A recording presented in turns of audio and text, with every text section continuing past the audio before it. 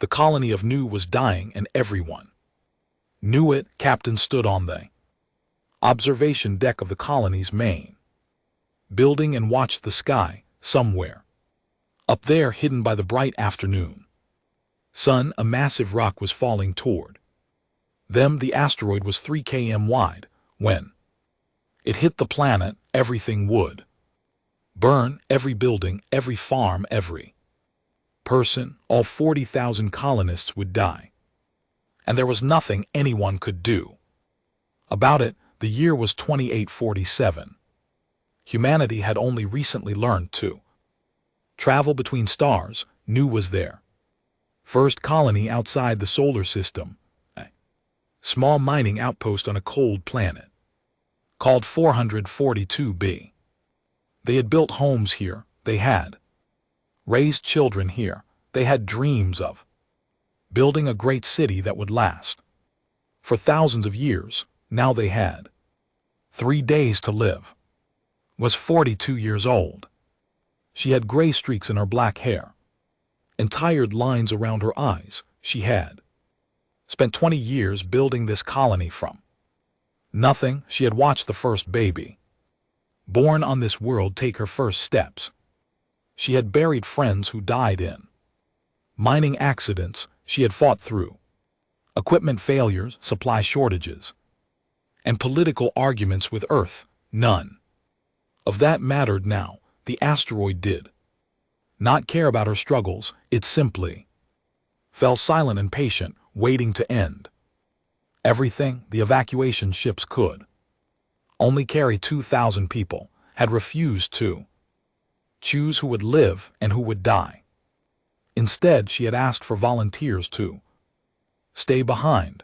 38,000 people had raised their hands. Parents wanted their children to escape. Workers wanted their families to survive. In the end, they had to hold a lottery just to decide who would be forced to leave. The ships had departed that morning, had watched them climb into the sky and disappear. Her own daughter was on one of those ships, crying and screaming for her mother. Had smiled and waved until the ships were gone. Then she had walked to the observation deck and waited for the end. She was still waiting when the alien ship appeared. It came out of nowhere, a flash of light against the stars. The ship was beautiful in a strange way, shaped like a flower with long petals that glowed soft blue and purple. It was small compared to human vessels, maybe half the size of a cargo freighter. It moved gracefully like a dancer, spinning slowly as it approached the planet. Radio crackled. "Unknown vessel approaching," said the voice of her communications officer. "They're broadcasting on open channels. Should I respond?" "Yes," said. Her heart was beating fast. She had heard stories about alien species, but Nu had never encountered any. Most humans lived their entire lives without seeing a non-human face. Put them through. The voice that came through the radio was soft and musical, like wind chimes in a gentle breeze. "Human colony, this is the vessel's Grace. We received your distress signal. We have come to help." Blinked. The distress signal had been a desperate act, a cry for help sent into the void, with no real hope of response. Every major human fleet was too far away to reach them in time. She had sent it anyway because doing something felt better than doing nothing. "Help," she said. "How can you help?" "Our ship carries a gravity well generator," the voice said. "We can redirect the asteroid. We can save your world." For a long moment, could not speak. She felt tears forming in her eyes and she wiped them away quickly. "Why?" she finally asked. "Why would you help us? You don't know us. We have nothing to offer you." There was a pause. When the voice spoke again, it sounded almost confused by the question. "We heard your call. We could not simply Pass by, is that not reason enough? Ship moved into position between the planet and the falling asteroid, watched on the colony sensors as the small vessel faced the enormous rock. It was like watching a child stand in front of a charging elephant. The size difference was almost funny, almost. The gravity well generator activated, had never seen anything like it. Space itself seemed to bend around the ship, the asteroid, which had been falling straight toward the planet, began to curve away slowly. At first, then faster and faster. It changed direction, but something was wrong. The ship began to shake. Pieces of its beautiful petal-shaped hull started to break away. Warning lights flashed across sensors. The ship was tearing itself apart. Grace called into her radio. Your ship is taking damage. You need to stop. You need to save yourselves. The musical voice returned, but now it was strained with pain. We cannot stop.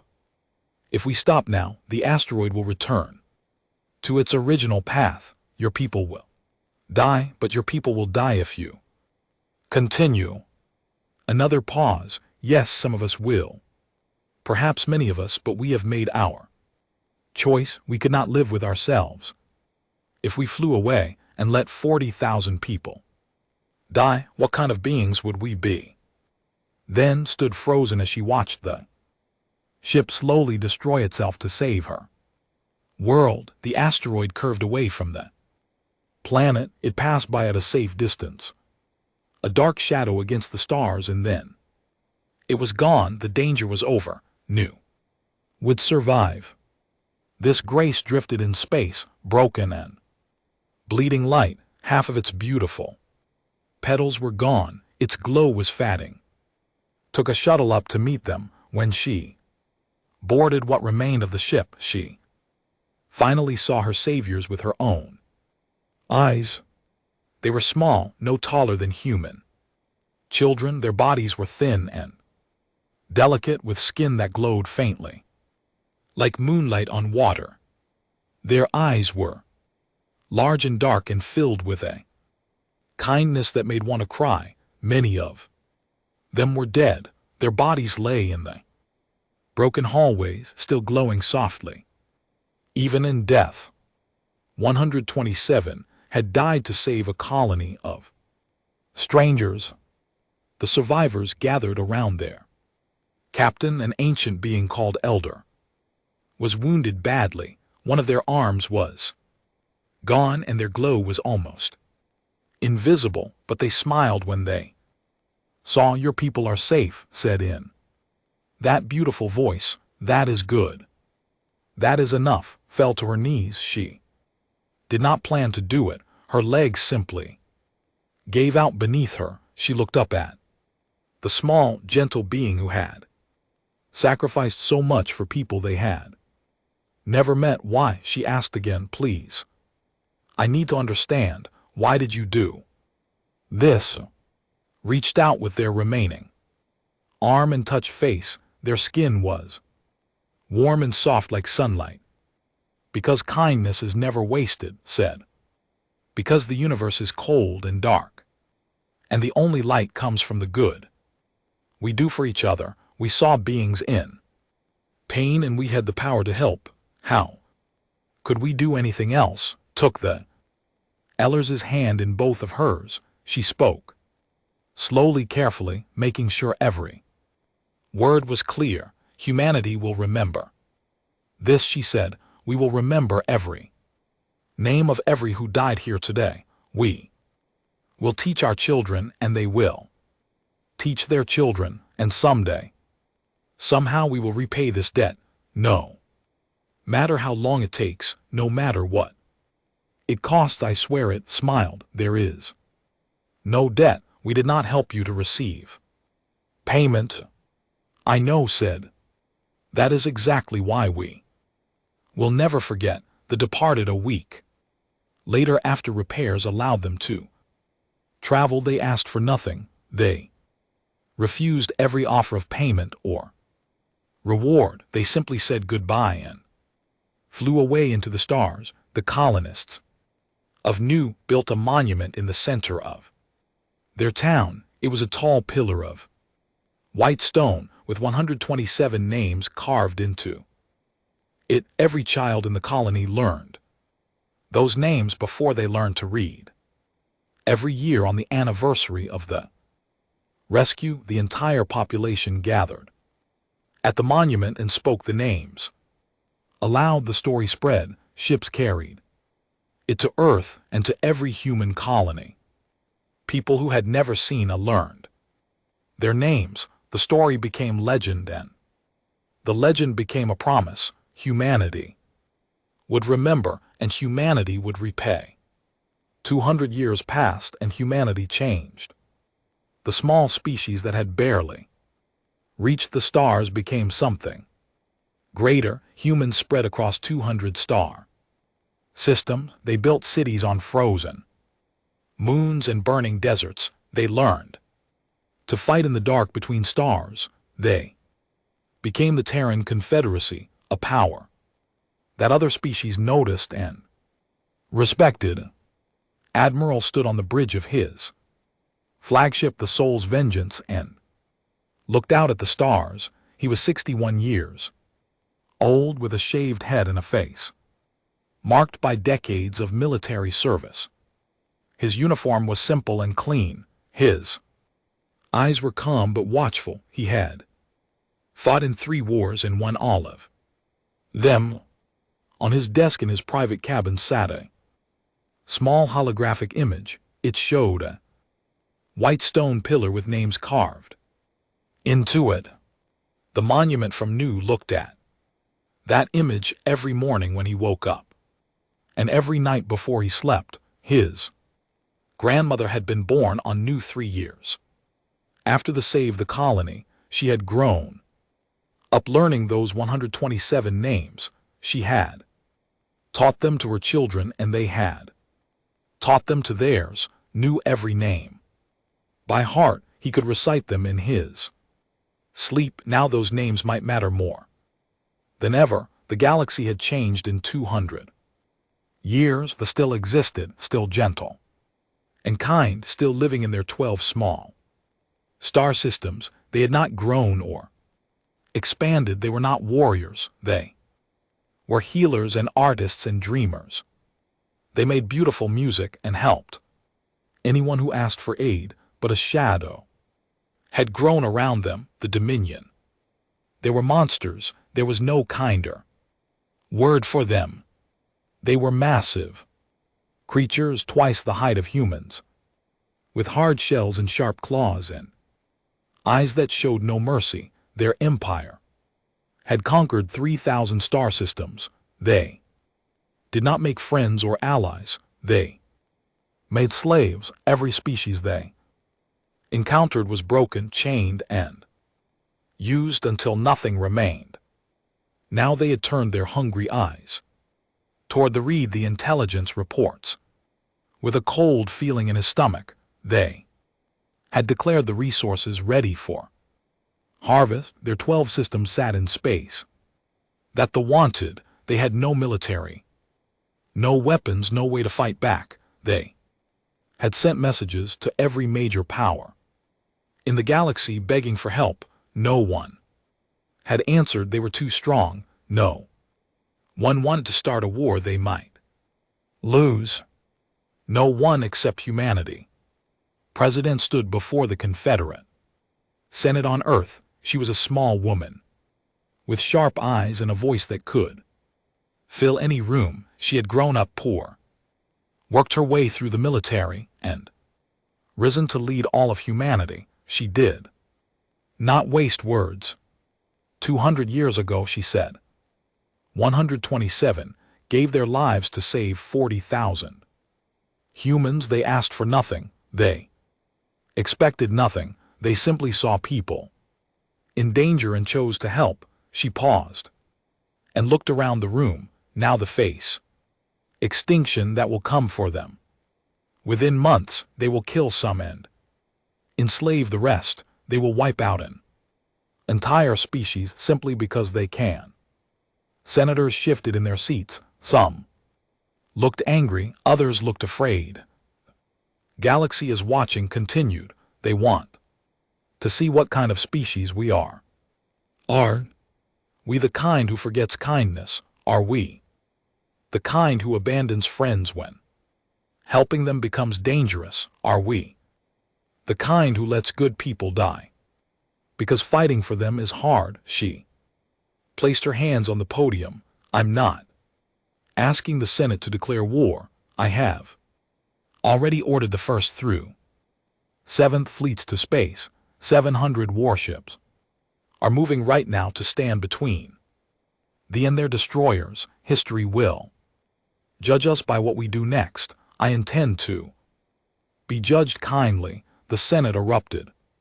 Senators shouted and argued. Some demanded that withdraw the order. Others cheered and applauded. The debate lasted for 6 hours. In the end, they voted to support her. Humanity would go to war.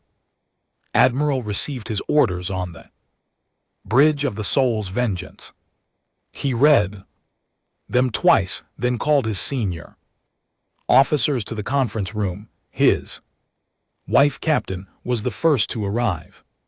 She commanded the carrier, one of the largest ships in the fleet. She was tall and strong with gray streaks in her hair that matched his own. They had been married for 35 years. Their daughter, Bara, came next. She was 23 years old, freshly graduated from the academy, serving on a destroyer called the Brave Dawn. She had her mother's height in her father's calm eyes. 3 generations of one family, all sailing toward war. You've seen the reports, said they outnumber us 3 to 1. Their ships are larger and more heavily armed. By every logical measure, we should lose this war. Nodded slowly. But we're going anyway.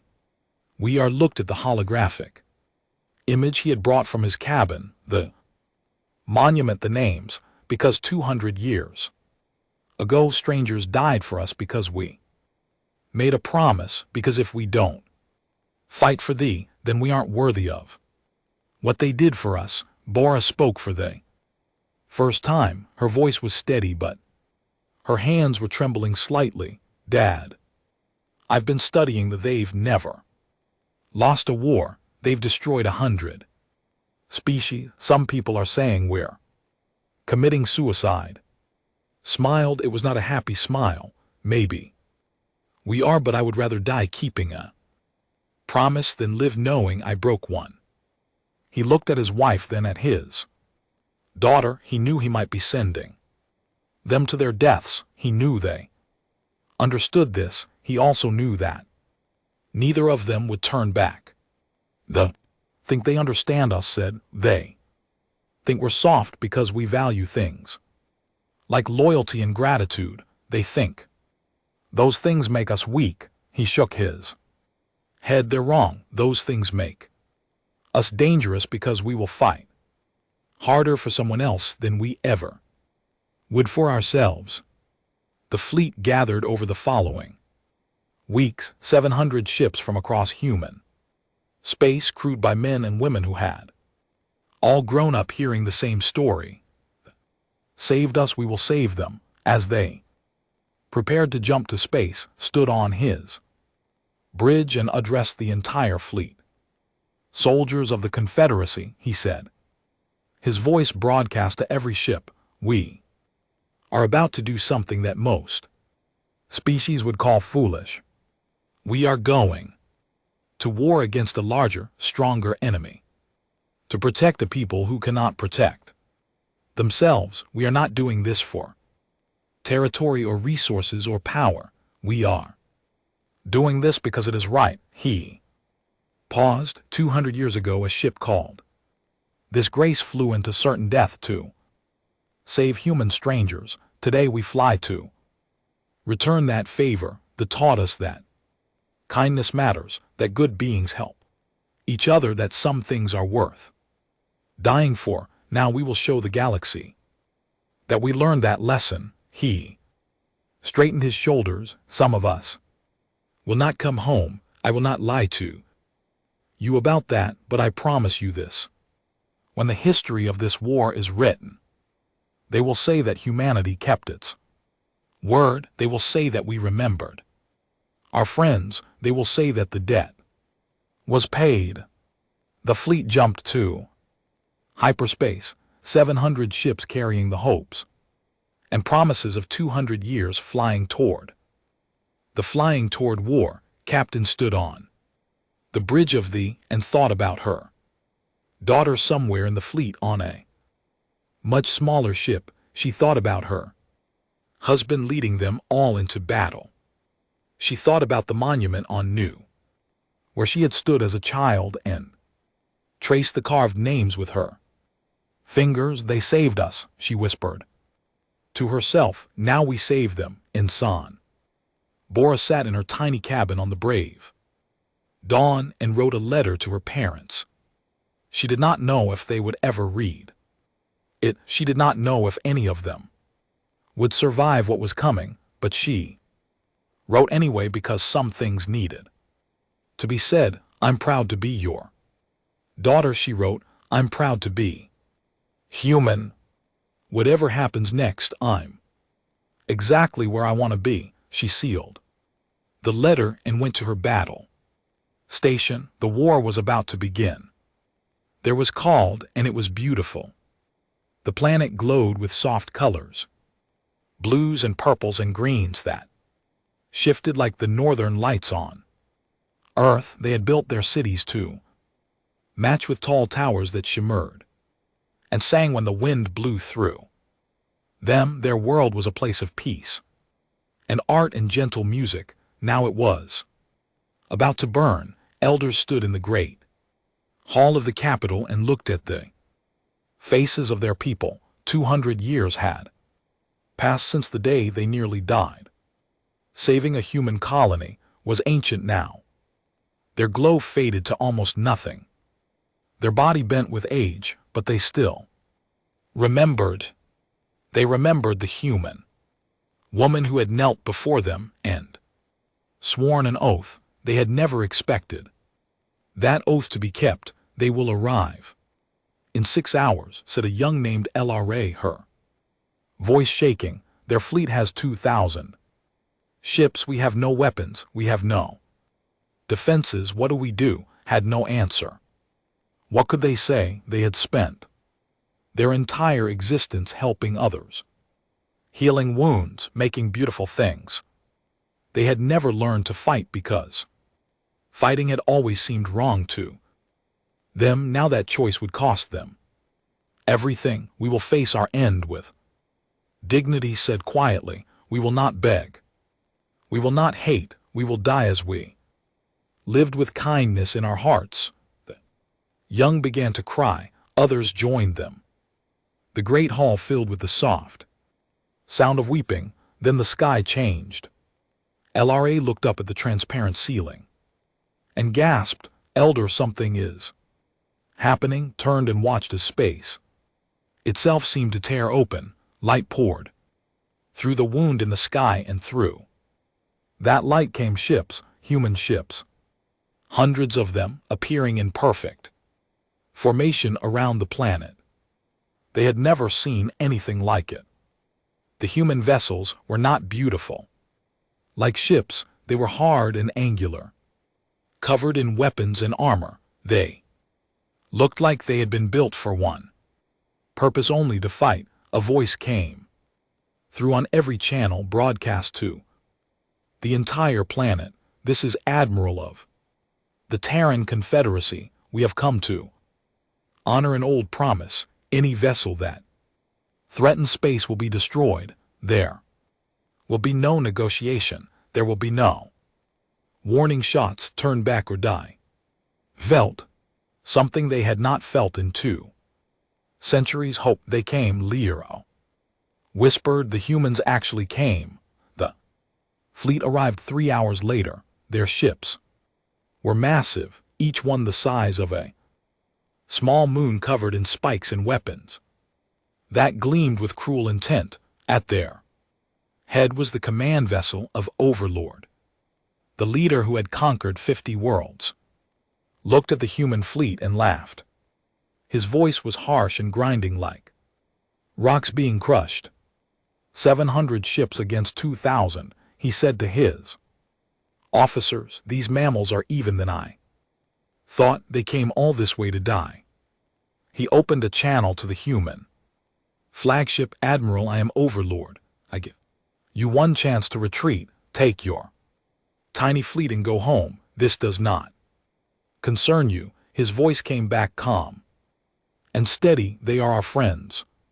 Anyone who threatens them threatens us. I will not ask again. Turn back or die. Laughed again. Then you will die, and after I destroy you, I will hunt down every human colony and burn them to ash. Your species will be remembered as fools who threw their lives away for weaklings.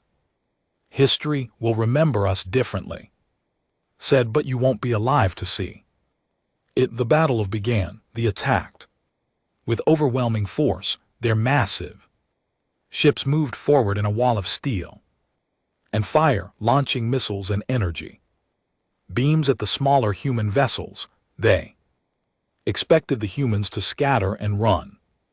They expected fear and chaos. They were wrong. The human fleet charged directly at the line. They did not try to escape or hide. They flew straight into the enemy formation with speed and fury that shocked the commanders. Human ships twisted and spun between the larger vessels, firing at weak points, targeting engines and weapon systems. Captain commanded the carrier from the center of the battle. Her ship launched wave after wave of fighters, small craft that swarmed around the vessels like angry insects. Each fighter was piloted by a human who knew they might not survive the next minute. None of them hesitated. All fighters focus on the command ship. Ordered, take out, and their coordination falls apart. The fighters dove towards vessel. Dozens were destroyed by defensive fire, blown apart in flashes of light, but more kept coming. They were not trying to survive. They were trying to win. Admiral watched the battle from his bridge, giving orders with calm precision. He had expected heavy losses. He had planned for them. But watching his people die was harder than he had imagined. The destroyer Brave Dawn is taking heavy damage. One of his officers reported there, requesting permission to retreat. His heart clenched. His daughter was on that ship. We hold the line. No one retreats. He closed his eyes for just a moment. Then he opened them and continued fighting. Ensign Bora felt her ship shake as another missile struck the hull. Alarm screamed around her. Smoke filled the corridors. Half the crew was already dead. The captain's voice came over the speakers, weak and pained. All hands. Abandon ship. Repeat. Abandon ship. Get to the escape pods.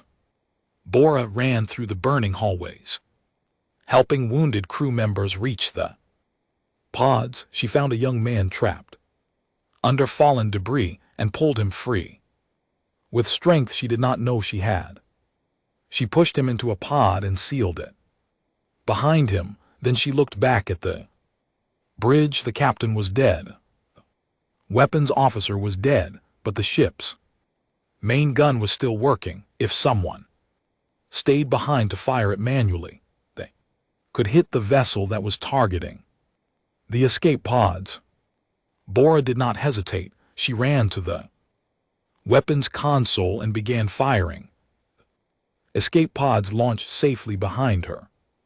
The vessel exploded under her fire. Then another missile struck the Brave Dawn, and everything went white. Captain received the report 5 minutes later. The Brave Dawn was gone. All escape pods. Recovered, one crew member unaccounted. For Inen Bora did not cry, there was no time for crying, she would mourn later. If she survived, for now she had a battle to fight, all fighters knew. Target, she said, her voice steady as steel, focus fire on the ship that destroyed the brave Dawn, I want it. Dead, the battle raged for 9 hours. Human ships threw themselves at the with a ferocity that the galaxy had never seen. When their weapons ran out, they rammed enemy vessels. When their ships were destroyed, pilots ejected and continued firing handheld weapons at passing fighters. They fought like they had nothing to lose, like dying was acceptable as long as they took enemies with them. They began to panic. They had never faced anything like this. Every species they had conquered had eventually surrendered or fled. These humans did neither. They just kept fighting, kept dying, kept killing. The took a direct hit to its main reactor. Captain knew the ship was dying. She had minutes at most. All hands abandoned ship, she ordered. Then she turned to her helmsman, plot a collision course with the command carrier, maximum speed. The helmsman stared at her. Captain, you'll die, I know, do it anyway. The accelerated towards flagship, watched the massive vessel grow larger and larger in her. She thought about her husband somewhere in the battle, probably watching her ship's final charge. She thought about her daughter, lost on the brave Dawn. For those, she said quietly, for everyone. The struck the command carrier at full speed. The explosion was visible from the planet's surface, a flower of light blooming in the darkness of space. Ejected at the last moment, she survived barely, floating in the wreckage until a rescue shuttle found her. The command carrier was destroyed. Overlord was forced to transfer to a smaller vessel.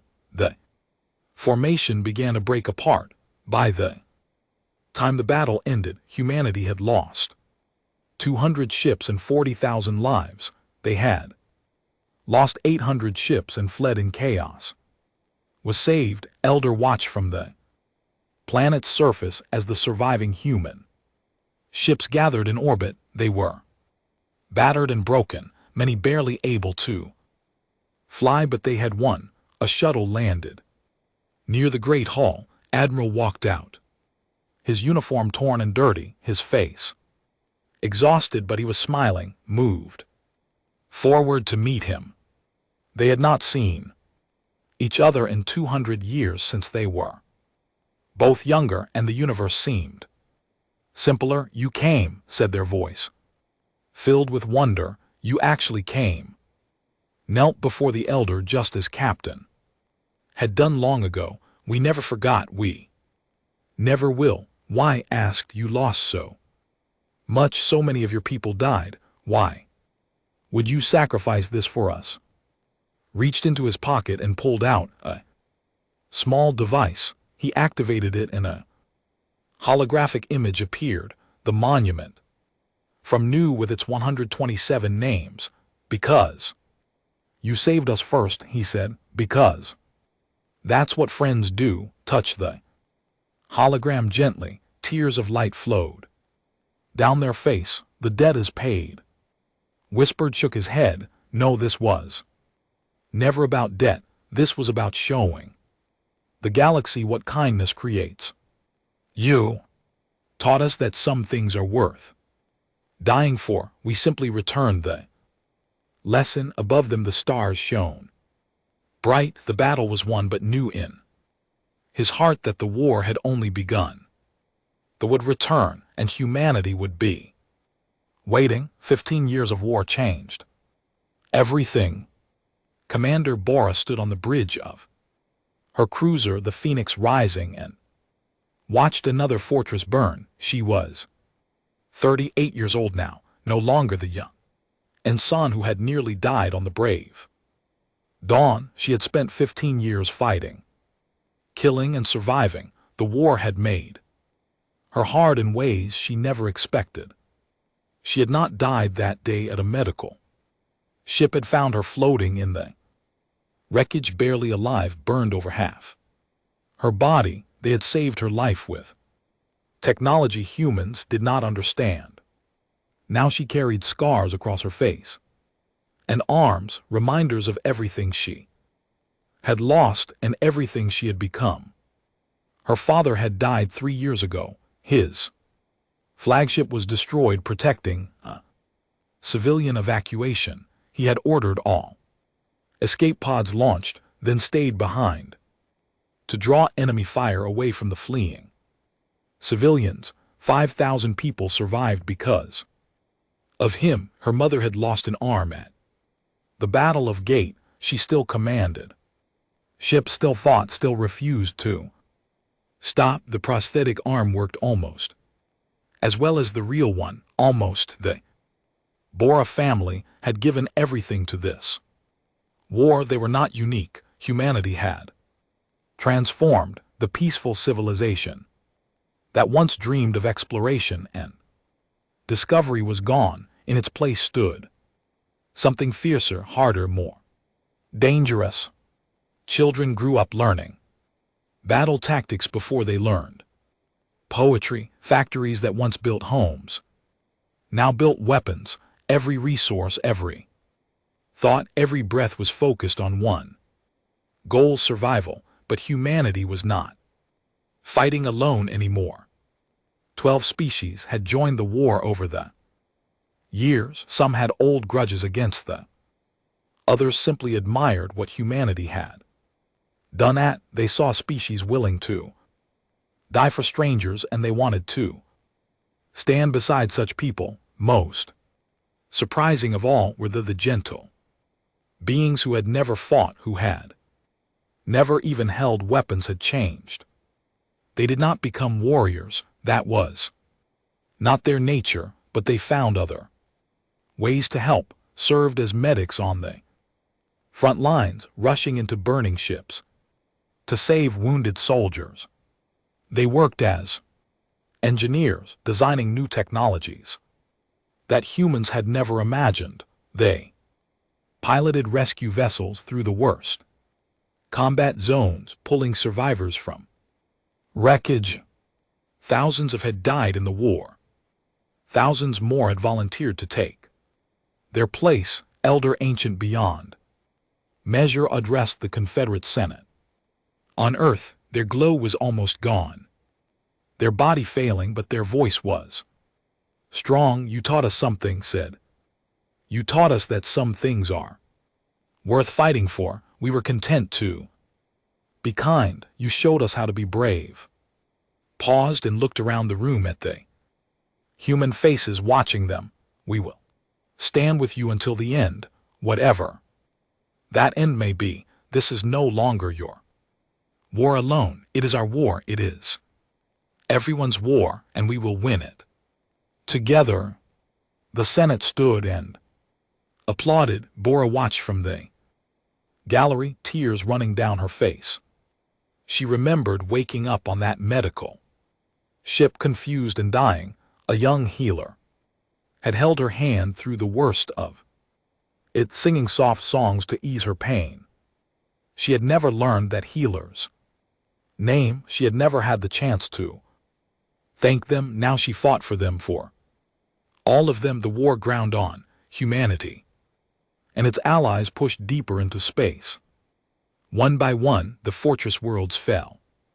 But they did not surrender. They fought harder, more desperately, knowing that defeat meant the end of everything they had built. Overlord, who had barely survived the battle of, made a decision that would change the course of history.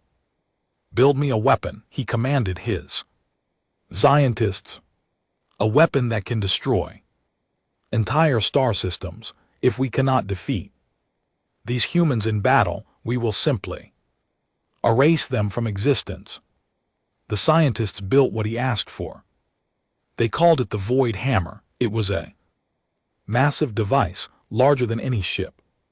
Powered by the energy of a captured star. When activated, it would create a wave of destruction that would travel faster than light, tearing apart every planet and station in its path. His target was Earth. Intelligence officer discovered the plans. She was one of the first generation of half-born from the union of a human father and a mother. She had inherited her mother's gentle nature and her father's determination. She worked in the darkest corners of the war, gathering secrets that others could not reach. She found the Void Hammer plans on a data station. She downloaded everything and began transmitting to human command, but they found her before she could escape. Fought. She killed 3 soldiers before they overwhelmed her. She kept transmitting even as they dragged her away, sending every piece of data she had gathered. The transmission ended mid-sentence. Her last words were simple: stop them for everyone. Bora received the transmission on her bridge. She read the data, saw the scope of what they were building, understood what it meant. If the Void Hammer fired, Earth would die. Billions of people would die. Everything humanity had built would be erased. She looked at her crew. They were tired, worn down by years of endless fighting. Many of them had not seen their homes in years. They had given everything already. How could she ask for more? But she knew she did not need to ask. They would follow her. They would always follow her. All ships, she broadcast to the fleet, new orders. We're going to prime. We're going to destroy the Void Hammer before it can fire. We're going to end this war. The response came immediately. Every ship in the fleet signaled ready. Every crew member prepared for battle. Bora looked down at the memorial bracelet on her wrist. It held tiny engravings of every name she had lost in this war. Her father, her friends, countless brothers and sisters in arms. The bracelet was almost full now. This is it, she said quietly to herself. Everything we've fought for, everyone we've lost, it all comes down to this. She touched her face, remembering the healer who had saved her life, remembering her father's final sacrifice, remembering why she fought. Mom, she said into her private channel to Captain's ship, we're heading into the fire. Her mother's voice came back strong and steady. Despite everything, I know I'll be right beside you. I love you. I love you too, Bora. Now let's go end this war. The fleet began moving toward prime. Every ship, every soldier, every being knew what they faced. There was the most heavily defended place in the galaxy. The Void Hammer would be protected by everything the enemy had left. Many of them would not survive. Perhaps none of them would, but they went anyway because some things mattered more than survival. Because promises had to be kept. Because they had taught them long ago that kindness was worth dying for. Bora stood on her bridge as the stars stretched around her, the ship jumping toward its final destination. For everyone who died to get us here, she said, for everyone waiting for us back home, for the who saved us first. This ends now. The fleet vanished into hyperspace. The final battle was coming. Prime was a world of darkness and iron. The planet had never been beautiful. They had built it for war, covering its surface with factories and fortresses that stretched to the horizon. Smoke filled the skies. The ground trembled constantly from the machines buried beneath. It was a place designed to create fear. Above the planet, the Void Hammer hung in space like a sword, waiting to fall. The weapon was enormous, larger than any station humans had ever built. It pulsed with stolen starlight, gathering power for a blast that would erase Earth from existence. In 6 hours it would fire, Commander. Bora looked at the sensor readings and felt cold settle into her bones. They had gathered every remaining ship in their empire to defend this place. 2,000 vessels formed a wall around the weapon. Behind them, orbital platforms bristled with guns. Beyond those mines floated thick fields designed to shred any attacking force. The Allied fleet had 1,200 ships, 15 species united by promise made 200 years ago, humans and others who had joined because they believed in something worth fighting. For they were outnumbered, they had come anyway. Bora opened a channel to the entire fleet, soldiers of the Alliance, she said. You know what we face, you know what happens if we fail. Earth dies, billions of people die, everything we fought for ends. Today, she paused, looking at the faces of her crew. They were afraid, so was she, but fear did not matter anymore. The think numbers will save them. They thought that too. They were wrong. Then they're wrong now. We didn't come here to survive. We came here to make sure no one else has to die for their cruelty. She touched her bracelet, feeling the engraved names beneath her fingers. For everyone we've lost, for everyone still fighting, for the who taught us that some things matter more than living. Let's end this war. The fleet attacked. The Battle of Prime was the largest fight in galactic history. Ships clashed across thousands of kilometers, lighting the darkness with weapons, fire, and explosions. The Allied forces drove forward like a spear, aiming directly at the Void Hammer. Human ships led the charge, but they did not fight alone. Allied cruisers formed protective screens around damaged vessels. Medical frigates darted through the chaos, rescuing pilots who had been forced to abandon their ships. When a human destroyer was crippled, a transport moved alongside and evacuated the crew. Under heavy fire, Captain commanded the second wave from her new flagship, the II. She had named it after the ship she had sacrificed at, a reminder of what she was willing to give. Now she gave orders with the calm precision of someone who had already accepted death. Push through their left flank, she commanded. Create an opening for the assault teams. The Allied fleet carved a path through the defenses. Ships died on both sides, filling space with debris and bodies, but the Allies kept moving forward. Overlord watched from his command station on Prime. For the first time in his long life, he felt something close to fear. These humans fought like no species he had ever encountered. They did not retreat. They did not surrender. They simply kept coming, wave after wave, as if death meant nothing to them. Accelerate the weapons charging sequence, he ordered. Fire it early. Destroy Earth before they can reach us. His officers scrambled to obey. The Void Hammer began gathering power faster, its glow intensifying until it hurt to look at. Bora saw the readings change on her sensors. The weapon is charging faster. We have less time than we thought. She made a decision. It was not a hard decision. She had known from the beginning that this might be necessary. All ships focus on creating a corridor to the weapon. I'm taking the Phoenix. Rising indirectly will destroy the power core from inside.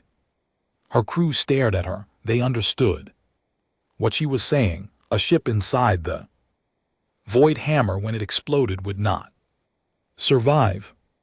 Commander, her first officer said. Quietly, there has to be another way. There isn't. Bora stood from her chair. Everyone to the escape pods, that's an order. I'll pilot the ship alone. No. The voice came from the back of the bridge. Elder stepped forward there. Ancient body, frail and glowing so faintly that they seemed almost translucent. They had insisted on joining this final battle despite their condition. Now Bora understood why. We'll go, said. My ship is faster and smaller than yours. I can reach the weapons core, and I am dying already. Child, I have days at most. Let me spend those days well. Bora shook her head. Elder, no, you've given enough to have. Given enough, smiled, and for a moment their glow brightened. I was there at the beginning. Let me be there at the end. 200 years ago I made a choice to help strangers. Now I make the same choice again. This is who I am. This is who we are. They touched Bora's face gently. You taught us to be brave. Now, let us be brave for you. Bora wanted to argue, but she saw the peace in his eyes. She understood that some choices could not be questioned. Thank you, she whispered, for everything. From the beginning until now, nodded and turned to leave. Then they stopped and looked back. Tell your people, they said, that the debt is paid. Tell them we are even now. Tell them that we will meet again somewhere beyond the stars, and we will greet each other as the friends we have always been. They left. Bora watched on her sensors as small transport launched toward the void. Hammer, the Allied fleet, adjusted formation, creating a path through the enemy fire. Ships died to make that path, giving their lives so one ancient being could reach their destination. Voice came through the communication system, transmitting to everyone. Humans, all who have fought in this war, remember what we learned together. Remember that kindness creates more than cruelty ever could. Remember that those who stand for each other can defeat any darkness. The transport reached the void. Hammer. It disappeared inside, flying toward the core. Remember us, said their voice, growing distant, and remember that love is always worth dying for. The void hammer began to shake, then it collapsed inward on itself, imploding in a cascade of released energy. The explosion lit up the sky of Prime, visible even through the smoke and clouds. Elder was gone. Bora felt tears running down her face. But she did not stop fighting. She could not stop, not yet. All ships, she commanded, her voice steady despite the grief cracking her heart. The weapon is destroyed. Now we take the planet. We end this. The Allied fleet descended on Prime without the void hammer. Without their fleet, they had nothing left. Overlord tried to rally his forces, but his officers saw the truth. They had lost, died when his command center was struck by Allied bombardment. His empire died with him. The war ended 3 months later. The Dominion fractured into 1,000 pieces. Species they had enslaved rose up and claimed their freedom. The empire that had terrorized the galaxy for centuries was gone. Humanity could have conquered them. They had the power. They had the right, many said, after everything they had done. But they chose not to. Revenge is satisfied. The new Confederate president announced, we will not become what we fought against. They will be watched, but they will not be enslaved. We are better than that. We have to be. 5 years later, a new monument was built. It stood on Earth in the plaza of the Confederate capital, made of white stone that glowed softly in the sunlight. Carved into its surface were names. Human names, names from every species that had fought and died in the war. At the base of the monument, an inscription. They came to us in our darkest hour and asked for nothing. We remembered when their darkest hour came, we answered. This is what humanity is. We never forget a kindness, and we never abandon a friend. Admiral Bora attended the dedication ceremony with her daughter, a Brittied girl named. The child was 10 years old, born after the war, named for the elder who had given everything. Will there be more wars? Young asked. Looking up at the monument, Bora thought about the question. She thought about all the names carved in stone. She thought about her father and elder and everyone else who had died for this peace. Probably, she admitted. Galaxy is large and full of beings who choose cruelty over kindness. Will we fight them too? Bora knelt beside her daughter and pointed at the inscription. If someone needs us, she said, we will answer. That's who we are. That's who we've always been. Young nodded. Seriously? She did not fully understand. Yet she was too young to grasp the weight of sacrifice, the price of promises, the cost of being good in a universe that often rewarded evil. But she would learn. Humanity always learned. Above them the stars shone, bright and cold. Somewhere out there, other species told stories of the humans and their strange loyalty. They spoke of a small species that had fought a giant empire to protect friends. They wondered what it would be like to have such friends of their own, and sometimes in the darkest corners of the galaxy, beings in trouble would send a signal into the void, a message, a plea, a hope. Sometimes the humans would answer, because humanity never forgot, and humanity always kept its promises. Always. The colony ship Horizon floated in the darkness above Earth. It was the year 2347, and humanity was finally ready to reach for the stars again. 5 years had passed since the war with the Core Empire. 5 years since millions of humans died in fire and light. Now there was peace, but peace, as everyone knew, was just another word for waiting. Jiho stood near the docking bay with his arms crossed. He was 28 years old, an engineer with tired eyes and hands that never stopped working. The ship needed him, the mission needed him, but right now he wanted to be anywhere else.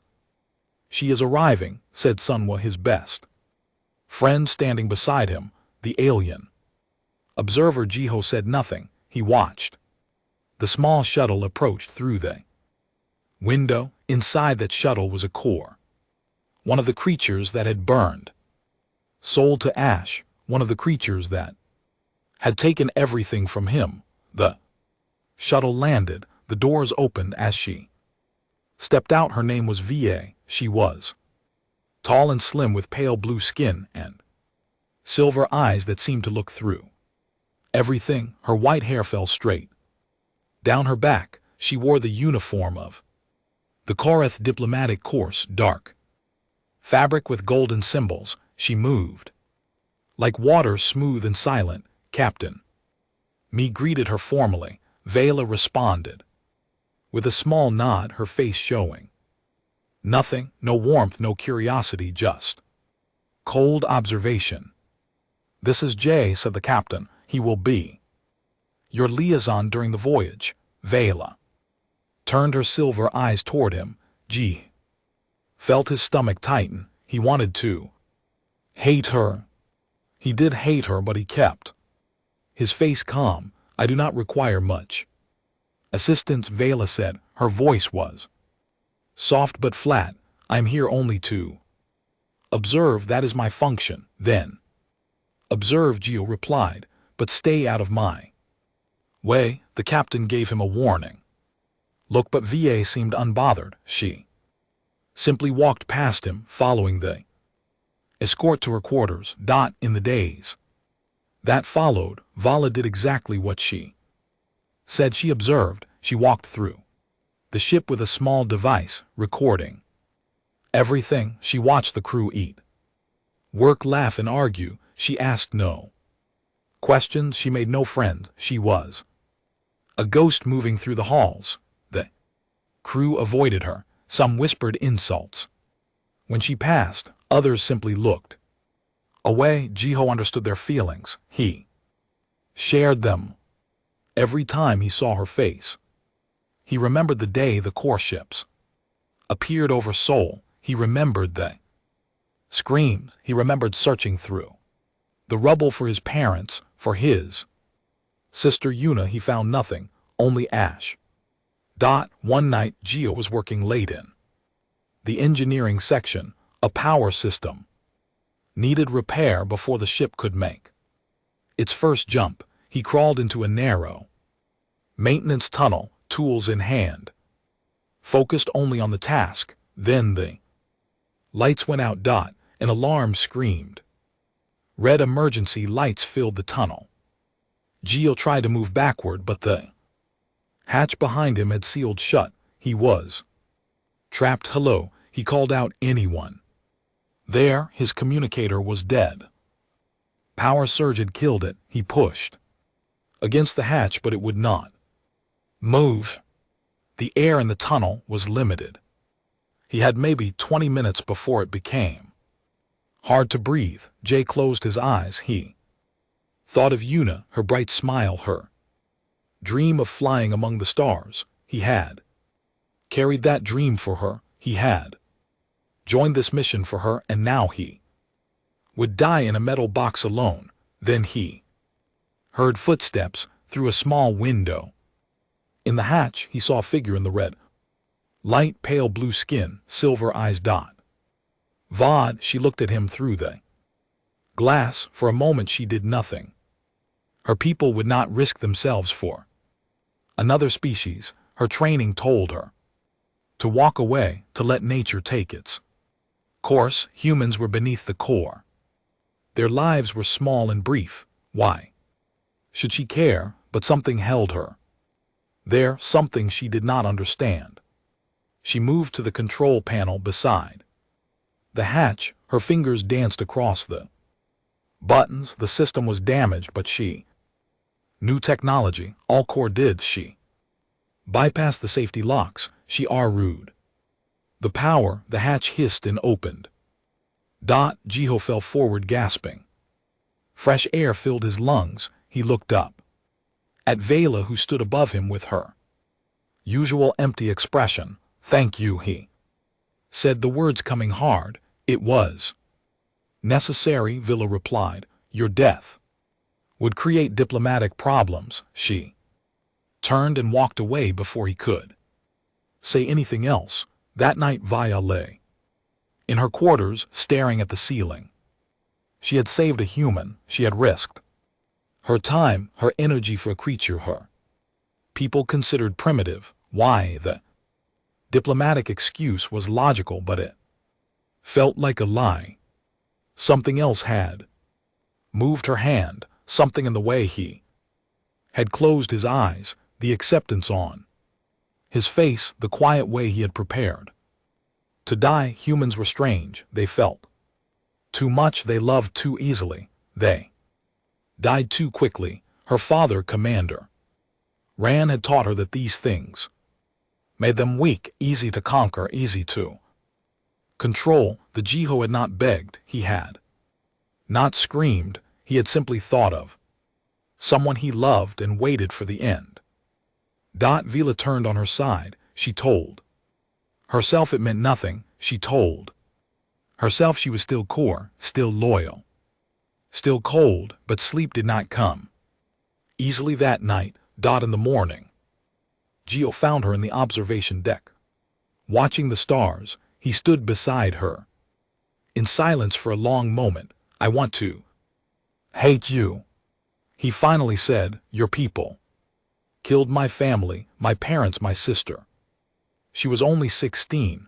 Vala did not look at him, then hate me. I am trying. He paused, but you saved my life, and I do not understand why. Neither do I, she admitted. They stood there together, two enemies watching the same stars. Neither of them knew that this moment was the beginning of something that would change everything, something that would shake empires and rewrite history. For now, they were just two people carrying their pain in silence, wondering if the universe had any room left for peace. The horizon moved forward into the darkness, and somewhere in that darkness, war was waiting. 3 months passed on the horizon. The ship moved deeper into space, farther from Earth than any human had traveled before. The crew fell into routine. They worked, they ate, they dreamed of the new world waiting for them in the Kepler system. Via continued her observations. She filled reports and sent them to her father through encrypted channels. She described human behavior in cold, scientific terms, their inefficiency, their emotional outbursts, their strange attachment to each other. Commander Rand read every word and reminded her of her true purpose. Peace treaty is temporary, he told her. During one transmission, study their weaknesses. When the time comes, we will finish what we started. Layla nodded and ended the call, but lately the words felt heavy in her chest. She had started eating in the common area instead of her quarters. She told herself it was for better observation, but the truth was different. She had grown curious about the small moments of human life, the way they shared food, the way they touched each other's shoulders when speaking, the way they laughed at things that were not funny. Jiho sometimes sat near her. They did not talk much, but his presence had become familiar, comfortable. Even then the asteroid field appeared. Thought no one saw it coming. The ship's sensors detected the rocks too late. Captain Me ordered evasive action, but the horizon was too slow. The first impact shook the entire vessel, then another and another. Alarms filled every corridor. Lights flickered and died. Hall breaches opened in 3 sections. The scream started almost immediately. Ji ran toward the damage.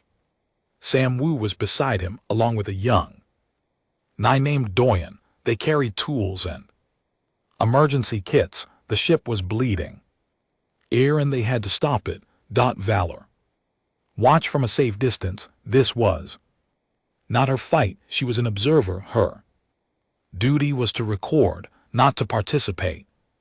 But she could not look away. She saw humans running toward danger instead of away from it. She saw crew members tearing off their own jackets to cover the wounded. She saw a woman give her oxygen mask to a child, even as her own lips turned blue. These people were dying, and yet they were saving each other. In the worst section, Ji and his team worked to seal a massive breach. The air was thin. The cold was deadly. Dohan, the young ensign, spotted a small girl trapped under fallen metal. He did not hesitate. He ran to her, lifted the debris with his bare hands, and pushed her towards Sun Wu. Then the section collapsed. Thought Duhan was buried under tons of metal. The breach sealed itself from the pressure, but he was gone. The girl he saved was crying in Sung Wu and LT Unk and GT's arms, alive because a stranger had chosen to die for her. Vila stood frozen. She had watched death before. Corey died in battle all the time, but they died for glory, for conquest, for their empire. Diane had died for a child he did not know. Hours later, when the crisis was over, VA found Jiho sitting alone in a dark corridor. His hands were burned from the Work. His eyes were red. She sat down beside him without asking permission. Why did he do it? She asked. Young one, Dune. Why did he die for that? Child. Jay looked at her. His face was tired, but his voice was steady. Because she had more life to live, more years, more chances. He gave her his future. That is illogical. Vela said his life had value. He had training skills. He was useful to your mission. Maybe. Jiho leaned his head back against the wall. But that is not how we see it. A child is hope. A child is tomorrow. Done. Understood that. He made a choice. Va was silent for a long time. In Korra society, the strong survived. The weak were left behind. Children were raised to serve the empire, not protected at any cost. The idea of giving your life for someone else's future did not exist. In her world, I do not understand you, she finally said. Any of you? Jay reached into his pocket and pulled out a small photograph. It was old and worn. He handed it to her. This is Yuna, he said. My sister. She was killed when your people attacked Seoul. She wanted to be a pilot. She used to make paper airplanes and throw them off our apartment balcony. She would watch them fly and imagine she was up there with them. VA looked at the photograph. Young girl with bright eyes and a wide smile, so full of life, so full of dreams. Why do you carry this? V asked. Because I do not want to forget her. Because as long as I remember, she is still with me. Gio took the photograph back and held it gently. That is what we do. We carry our dead. We keep them alive in our hearts. Vila thought of her own people. The Kareth did not mourn. When someone died, their name was erased. Their memory was deleted. They became nothing, as if they had never existed at all. But humans were different. Humans held on. Humans remembered. That night VA wrote her report to Commander Ran. She described the asteroid damage, the casualties, the repairs, but she did not mention Dihun. She did not mention the girl he saved. She did not mention the photograph of Yuna. Some things she realized were not meant for reports. Thought. She lay in bed and thought about Jiho's words. Child is hope. A child is tomorrow. She thought about the young 9 running toward death without hesitation. She thought about the mother getting away. Her oxygen. Something was changing inside her. A crack had formed in the wall she had built around herself. She did not know what lay on the other side. But for the first time in her life, she wanted to find out. The horizon continued its journey through the stars. The crew mourned their dead and repaired their ship, and Vala, the observer, began to wonder if she had been looking at humans the wrong way all along. 6 months into the voyage, the horizon reached way station 12. It was a neutral outpost floating between human and core, built after the war as a place for trade and repair. The ship needed parts, crew needed rest, and Valor was about to face the truth she had been running from. Commander Ran arrived on a core battleship the same day. He requested a private meeting with his daughter. Vela had no choice but to accept. They met in a small conference room, the door sealed. Behind them, Commander Ran stood tall, his dark uniform perfect, his silver eyes cold as ice. He looked at VA the way he always did, like she was a tool, a weapon, something to be used. You have done well, he said. Your reports have been useful, but now your true mission begins. VA felt her heart beat faster.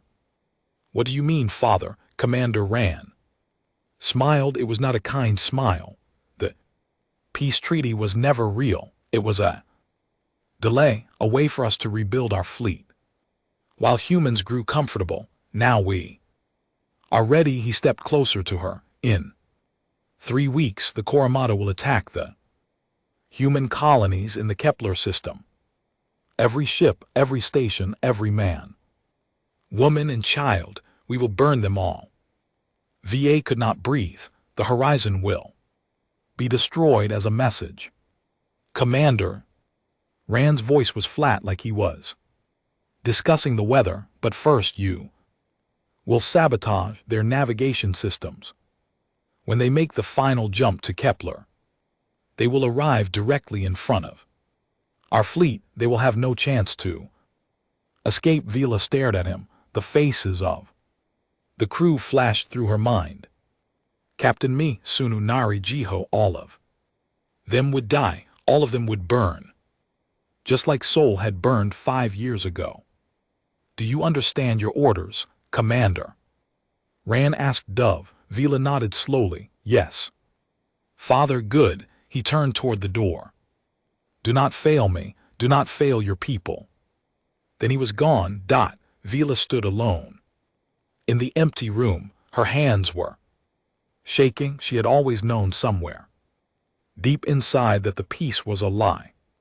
But hearing it spoken aloud made it real, made it horrible. She thought about what Jiho had told her about sacrifice, about hope, about carrying the dead in your heart. She thought about Dune dying for a child he did not know. She thought about the way Nari had taught her a human song last week, laughing when VA could not hit the right notes. These people had shown her kindness. These people had treated her like a person, not a weapon, and now she was supposed to kill them all. The days that followed were the hardest of Vela's life. She walked through the ship like a ghost, watching the crew prepare for the final jump. They were excited, hopeful. They talked about the new world waiting for them. They talked about building homes, planting gardens, raising children under an alien sun. They had no idea death was coming. Nari invited Vela to dinner one evening. They sat together in the medical bay, eating simple food and talking about nothing important. Nari told stories about her childhood in Bizin, about the sea, about her grandmother who made the best soup in the world. You should try it sometime, Nari said with a smile. When we reach Kepler, I will cook for you. Vila looked down at her plate. I would like that, but she knew it would never happen. In 3 weeks, Nari would be dead. They would all be dead. Samu was harder. He had never trusted Vela. He watched her with suspicious eyes, kept his distance, said little, but one day he stopped her in the corridor. I do not like you, he said bluntly. I probably never will, but Jiho trusts you and I trust him. So I am giving you a chance.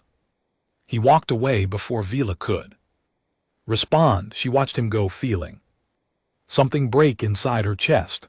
The night before the sabotage was supposed to happen, VA went to Jiho's quarters. She did not know what she was going to say. She only knew that she could not carry this weight alone anymore.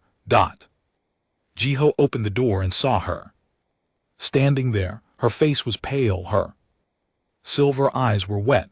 VA, he stepped aside. What is wrong? She walked inside. The door closed behind her, and then words came pouring out. She told him everything, the fleet, the attack, the sabotage, her father's orders, the death waiting for everyone on this ship. Ajih listened in silence. His face did not change. He did not shout. He did not grab her. He simply stood there, absorbing each terrible word. When she finished, she waited for his anger, his hatred, his judgment. Instead, he asked a question. What do you want, Vela? She blinked. What, you heard me? Jay stepped closer. Forget your father. forget your empire, forget everything you were taught. What do you want? No one had ever asked her that in her entire life. No one had cared what she wanted. She was Karth. She followed orders. She served the empire. Her desires did not matter, but Jay was looking at her like they did matter, like she mattered. I do not know, she whispered. I have never known. Jiho took her hand. His skin was warm against her cold fingers. Then, maybe it is time to find out. Vila looked at their joined hands, human and Korn, enemy and enemy. And yet in this moment something else entirely. She had a choice to make, the biggest choice of her life died, and for the first time, she realized that the choice was hers. Alone. The emergency meeting happened at midnight. Captain MJI stood at the head of the table, her face hard as stone. Around her sat the senior officers, their eyes fixed on Vela, who stood alone in the center of the room. She had told them everything, the core fleet, the planned ambush, the coordinates, the attack codes, every secret her father had shared. She had given to the humans. Now she waited for their judgment. How do we know this is not a trick? One officer demanded. She could be lying, leading us into a different trap. Why would I do that? Vila asked quietly. I gain nothing from telling you this. My father will kill me for this betrayal. My people will erase my name. I am giving up everything. Then why, Captain? Me asked. Why turn against your own kind? Vela thought about the question. She thought about Dune dying for a child. She thought about Nar's laughter. She thought about Jiho holding her hand in the dark. Because you showed me something my people never did, she said. You showed me that strength is not about conquest, it is about protecting those you love, even when it costs you everything. The room was silent. Then Sun Wu spoke up from his chair. I believe her. Everyone turned to look at him. Sun Wu, who had never trusted Vela. Sun Wu, who had watched her with suspicious eyes for months. He stood up slowly. I have watched her, he said. I have seen the way she looks at our crew, the way she has changed. This is not a trick, this is real. Captain MJI nodded slowly. Then we change course. We warn Earth, we prepare for war. She looked at Villa, and we get out of here before your father realizes what you have done. The next few hours were chaos. The crew worked faster than they ever had before. Systems were checked, weapons were loaded, the navigation was reprogrammed for a new destination, far from the core ambush, but they were not fast enough. Commander Rand's battleship blocked their path before they could leave the way station. His face appeared on the main screen, cold and terrible. Vila, he said. What have you done? Vila stepped forward. She faced her father's image with steady eyes. I made a choice, she said. I chose them. Commander Rand's expression did not change, but his voice grew colder than space itself. Then you are no longer my daughter. You are no longer core. From this moment you are nameless. Your history is erased. Your blood is denied. You are nothing. The transmission cut off, and then the attack began. Karth fighters poured from the battleship like angry wasps. The Horizon's weapons fired back, filling space with light and fire. The ship shook with every impact. Alarms screamed from every speaker. Jiho ran to the engine room with Su beside him. They had to keep the engines running long enough to escape. If the power failed, they would all die. A blast hit the hull near them. Su was thrown against the wall. Jiho saw blood on his friend's face, but Su pushed himself up. Keep going, Sam Wu Shouted, I will hold them off. No, Jay. Grabbed his arm, we stay together. There is no time. Sung Woo pushed him away. Go. Save the ship, save everyone. Ji hesitated, then he ran. Sue turned to face the breach in the hall. Core soldiers were trying to board the ship. He grabbed a weapon and stood his ground, firing at anything that moved. It was one man against an army. In the medical bay, Nari was overwhelmed. With wounded crew members, Vela appeared at her side. Tell me what to do, Vela said, dotting. I did not hesitate. Hold this, press here, do not let go. They worked together, human and core, saving lives side by side. Outside, the battle raged. Inside, they fought a different war. A war against death itself. On the bridge, Captain MJI made the final call. Jump now, she ordered. Whatever it takes. The Horizon's engine screamed. Reality bent around them, and then they were gone, leaving the course fleet behind in a flash of light. When the ship reappeared in normal space, they were far from the way station, far from Commander Ran, far from everything Vela had ever known. Du Jiho found Sun Woo in the engine room, lying in a pool of blood. He was alive, but barely. Nari rushed to help with VA close behind. He lost too much blood. Nari said, I need to operate now. I can help, Fail said. I know Kororath medical technology. Some of it might work on humans. Nari looked at her, then she nodded. Show me. For hours they worked together. Vala used her knowledge to stabilize the damaged systems in Sunu's body. Nari used her skill to repair what she could. When it was over, Sun Woo was still breathing. He woke 3 days later. Vaya was sitting beside his bed, watching over him. When he opened his eyes and saw her, he said nothing. Then he reached out and took her hand. No words were needed. She understood. He understood. Something had changed between them, between all of them. Vela sat there in the quiet room, holding the hand of a man who had once hated her. Behind her, the stars moved slowly past the window. Somewhere out there, her father was hunting for her. Her people wanted her dead, but here on this ship she had found something she never expected. Thought she had found a family, and she would die before she let anyone take that away. 1 year had passed since the escape from Way Station 12. The Horizon had found a new home, a hidden planet far from the war between humans and Core. They called it Haven. It was a world of green forests and blue oceans with a sun that rose golden every morning. The colony was small but growing. Houses were built from local wood and metal.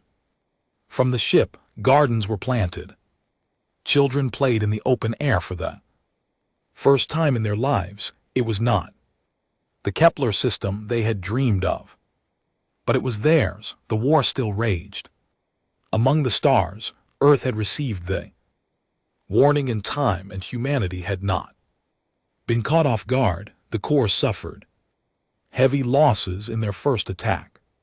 Now, the two species were locked in a battle that might last for generations, but on Haven there was peace. Vela had changed in ways she never imagined possible. She had learned to laugh. She had learned to cry. She had learned that showing emotion was not weakness. It was courage. It was the bravest thing a person could do. The crew no longer called her VA. She had chosen a new name for herself. Hana in Korean, it meant one. She chose it because she was starting over, one new life, one new beginning, one chance to become the person she wanted to be. Gioa beside her, now on a hill overlooking the colony.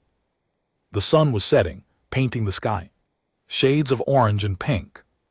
Below them, the people of the horizon were gathering. For the evening meal, their voices, rising in conversation and laughter.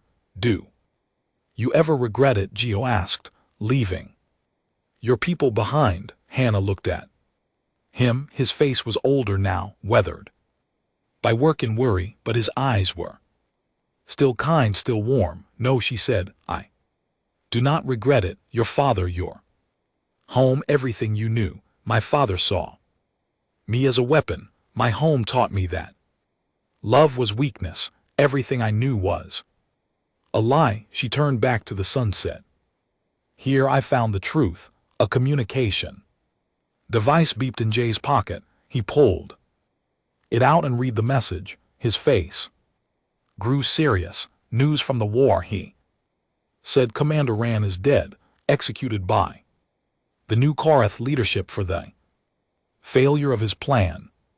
Hannah felt nothing, no sadness, no joy, just a quiet emptiness where her connection to her father used to be. He had been dead to her for a year already. This was just the universe catching up. There is more. Jay said, the new leadership blames you for everything. You are the most hated figure in Kura history. They call you the great traitor. They say you destroy your people's chance for victory. Hannah smiled softly. Good, good. If they hate me, they fear me. And if they fear me, then maybe other core will wonder why. Maybe they will ask questions. Maybe they will start to see what I saw. She walked to the edge of the hill, looking out at the colony below. Nari was there, cooking food over an open fire. Sunu was playing a game with some children. His body fully healed, his laughter loud and free. Captain Me was speaking with the engineers about a new water system. They were building something here, something real. I want to send a message, Hana said suddenly. Jiho raised an eyebrow.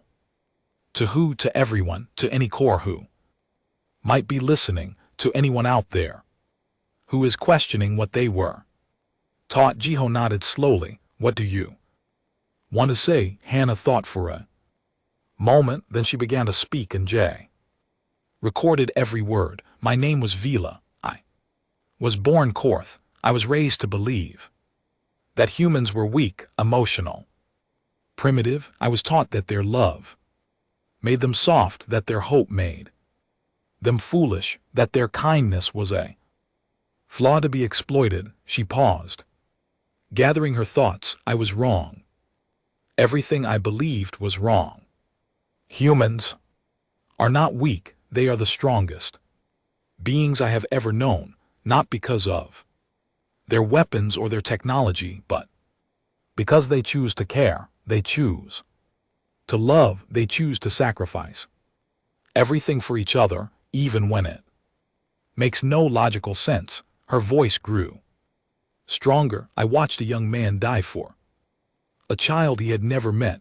I watched a woman give away her last breath so that someone else could live. I watched enemies become friends, strangers become family, hatred become love. These things do not happen in Koroth society. We have forgotten how to feel. We have forgotten what it means to be alive. She looked at Geo. He was watching her with tears in his eyes. I abandoned my species, she continued. I gave up my name, my family, my entire world.